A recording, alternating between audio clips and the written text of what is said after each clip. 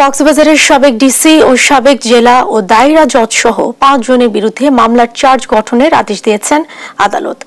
মাতারবাড়ি বিদ্যুৎ কেন্দ্রের জমি অধিগ্রহণে অর্থ আত্মসাৎ মামলার নথি জালিয়াতি করে আসামির নাম বাদ দেওয়ার ঘটনায় এই আদেশ দেন আদালত। মঙ্গলবার দুপুরে চট্টগ্রাম বিভাগীয় বিশেষ জজ মিজানুর রহমান এই আদেশ দেন। আগামী 3 আগস্ট মামলাটি সাক্ষ্যের জন্য দিন ধার্য করেছে আদালত। একই সঙ্গে পরবর্তী শুনানি পর্যন্ত আসামিদের জামিন কার্যকর থাকবে বলেও আদেশ দেওয়া হয়েছে।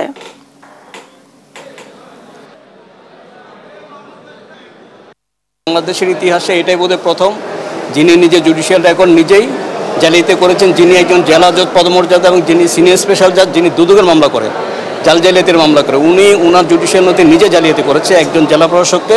দুর্নীতি দমন কমিশন যখন তদন্তে আসে, তদন্তকারী কর্মকর্তা সিআইডি হ্যান্ডরাইটিং এক্সপার্ট থেকে সেই স্বাক্ষরগুলি মিলিয়ে দেখেন।